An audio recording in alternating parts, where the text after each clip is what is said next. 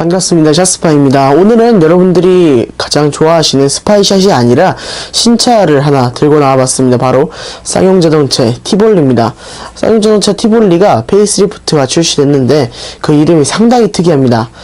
베리 뉴 티볼리입니다. 베리 뉴 티볼리, 현대기아차 코나를 따라잡기 위해서 그리고 스토닉과 SP2와 경쟁하기 위해서 굉장히 상품성을 높여서 나왔다고 하는데 어떤 부분이 달라졌는지 다시 한번 아니면 처음으로 한번 살펴보도록 하겠습니다. 먼저 첫 번째로 외관에서 달라진 부분은 LED 헤드램프가 적용되었습니다. 기존에는 25W급 HD 헤드램프가 전부였는데 지금은 그냥 LED 헤드램프가 적용되어서 조금 더 반길 운전이 편하고 빗길에서도 요즘 LED 기술이 좋아져서 차선을 잘 볼 수 있다는 장점도 있습니다. 두 번째로는 LED 안개등이 추가되었습니다. 기존 같은 경우에는 LED 안개등이라고 하면 아머에 한번 들어갔었나요? 아머에 들어가는 그냥 이렇게 한 줄짜리가 전부였는데 이제는 3개짜리가 들어가게 됩니다. 코란도랑 비슷한 게 들어간다고 생각하시면 이해가 쉬울 것 같습니다. 그리고 세 번째로는 뒤에 있는 테일램프가 변경됩니다. 기존에는 면발광 한 줄에 LED를 다다다닥 박아놓은 모습이었는데 지금 같은 경우에는 면발광만 3줄로 들어오게 작동되어 있습니다. 이게 한 줄, 두 줄까지만 들어오고 3줄까지는 안 들어오는 건지 혹은 브레이크 등으로 사용하거나 미등으로만 사용하는 건지는 잘 모르겠습니다만 아무튼 브레이크 등이 이제 면발광으로만 변경되었습니다. 그 다음에 앞범퍼 형상도 조금 미묘하게 달라졌습니다. 코란도 스타일처럼 바뀌었고 아쉽게도 레이더는 들어가지 않습니다. 그 다음에 두 번째로 대대적인 변화는 바로 실내입니다. 실내 같은 경우는 기존에 그냥 6컬러로 바꿀 수 있었던 클러스터를 이제 없애고 기본 사양으로 빼고 그냥 코란도에 들어가는 것처럼 10.25인치 풀 디지털급 계기판을 장착했습니다. 코란도에 들어가는 거니까 만큼 이제 각종 ADAS 정보나 내비게이션 정보, 그 다음에 애플 카플레이 정보도 쌍용자동차는 디지털 계기판에 이렇게 띄울 수 있다고 합니다. 그렇게 띄울 수 있기 때문에 좀 더 디지털 계기판의 활용도가 높아졌습니다. 그 다음에 내비게이션과 센터페시아 같은 경우에는 그 윗급인 형의 코란도랑 상당히 좀 비슷하게 만들어 놨습니다. 내비게이션 같은 경우에는 9인치로 동급 최대 크기고 밑에 있는 공조장치 같은 경우에는 기존의 문구점에서 만든 조약한 품질이 아니라 제대로 된 버튼류들이 적용된 듯한 그런 모습을 볼 수 있습니다. 파워트레인 얘기도 빼놓을 수 없는데요. 쌍용자동차 같은 경우에는 1.5L 가솔린 엔진을 쌍용자동차 최초로 내놨다고 합니다. 사실 가솔린 터보 엔진 자체가 쌍용자동차 최초긴 합니다. 그 쌍용자동차 최초로 1.5L 엔진을 내놨는데 모든 기사를 다 찾아봐도 1.5L 엔진이 적용되었을 뿐 그에 대한 자세한 스펙은 나오지 않는 상태입니다. 그래서 자세한 스펙을 알아보고자 외신을 한번 뒤져봤는데 외신에서 쌍용자동차 코란도에 들어가는 1.5L 가솔린 엔진을 포천 레이스웨이에서 테스트 주행한 게 있습니다. 280Nm라고 나와 있습니다. 그러면 이게 한국식 단위로 바꾸면 어느 정도 되는가? 과연 쌍용자동차에서 말하는 대로 동급 최대가 맞는가? 요런 의문이 생기실 텐데 제가 그들 단위 계산을 통해서 풀어드리도록 하겠습니다. 일단 120kW를 바꾸면 160 영국마력, 그러니까 160마력이 나오게 됩니다. 코나 같은 경우에는 186마력인데 이게 동급 최대라고 했는데 이거 동급이 혹시 코나가 아닌 건 아니겠죠? 스토닉 같은 경우에는 1.6 터보가 최대고 그 다음에 QM3 같은 경우에는 1.5 디젤이 최대니까 그 다음에 트랙스 같은 경우에는 1.4 터보가 최대죠. 그렇기 때문에 틀린 말이 아니긴 한데 소비자들 동급은 어쨌든 코나로 보는데 코란도의 가솔린 엔진의 마력 같은 경우에는 160마력입니다. 동급 최대라고 강조했는데 좀 이상합니다. 코나 같은 경우에는 177마력의 터보 엔진을 탑재하고 있고 좀 더 넓은 범주에서 경쟁체로 볼 수 있는 소울 같은 경우에는 204마력의 터보 엔진을 탑재하고 있습니다.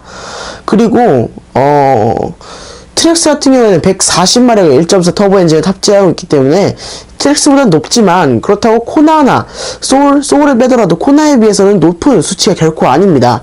그러면 토크에서 높은 걸까요? 토크를 한번 알아보도록 하겠습니다.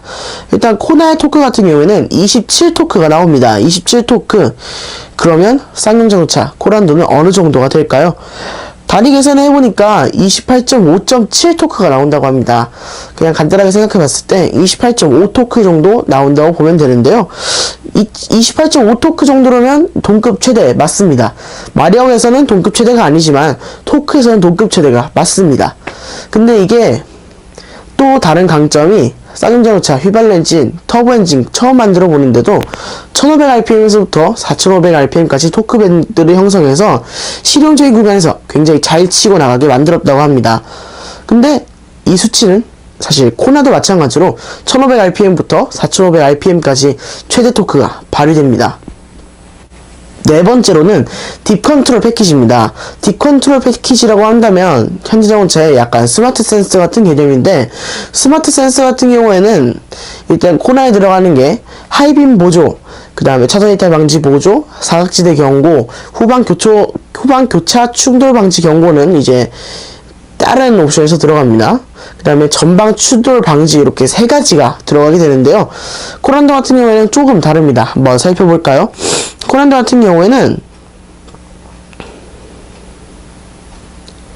사각지대 방지 시스템과 차선 변경 경보 시스템, 후측방 경보 시스템, 후측방 충돌 접근 방지 보조 시스템, 그러니까 옆에 차선에 차가 있는 걸 사각지대 센서에서 감지를 했는데 무리하게 차선을 변경할 경우에는 반대쪽에 약간 편지동을 걸어서 차량을 다시 원상태로 돌려놓는 그런 기능이 내장되어 있다는 거죠.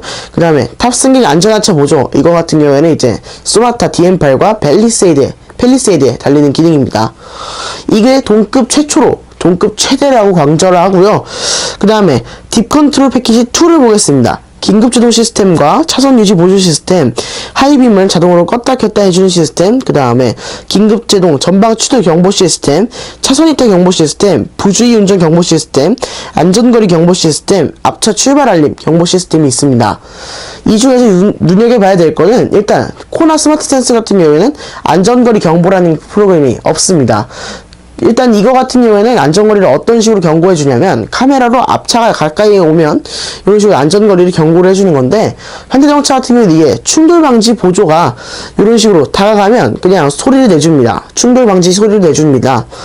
그렇기 때문에 일단 이 부분 같은 경우는 현대자동차도 있는 부분이라고 보는 게 맞을 것 같고, 앞차 출발 알림 같은 경우에는 DM8과 펠리세이드 등등 요즘 새로 나오는 신차에는 죄다 적용이 되었지만 아직까지 현대차 코나에는 부분 변경이 들어가지 않고 연식 변경이 되지 않아서 들어가지 않은 모습입니다. 그렇기 때문에 베리 뉴 티볼리에 들어가는 앞차 출발 알림 같은 경우에도 쌍용자동차에서 동급 최대라고 홍보를 할 수 있는 겁니다. 다만 아쉬운 점은 이제 코란도에 본격적으로 들어가기 시작해서 쌍용자동차의 모든 차에 확대 적용되어야 할 스마트 센스 패키지 같은 어댑티브 크루즈 컨트롤이 없다는 겁니다. 일단 코나에도 없고, 그 다음에 스토닉에도 없고, QM3도 없고, 트랙스에도 없기 때문에 쌍용자동차에서는 빼는 게 맞다고 생각할 수도 있지만, 뭐 니로나 소울에도 어댑티브 크루즈 컨트롤이 들어가 있기 때문에 어댑티브 크루즈 컨트롤을 티볼리에 넣지 않은 거는 조금 아쉽다는 생각도 듭니다. 아무튼 티볼리는 지금 사전 계약을 받고 있는 중이고, 사전 계약을 하게 될 경우에는 소정이나마 혜택을 준다고 하니까 구입을 하실 분들에게는 제 영상을 잘 보시고 한번 사전 계약 하지 말고 시승도 한번 해보시고 그러고 신중하게 계약을 결정하는 걸 추천드립니다. 일단은 티볼리 하체가 많이 어떻게 바뀌었을지 전 잘 모르거든요. 지금까지 샷스파의 김광영이었습니다.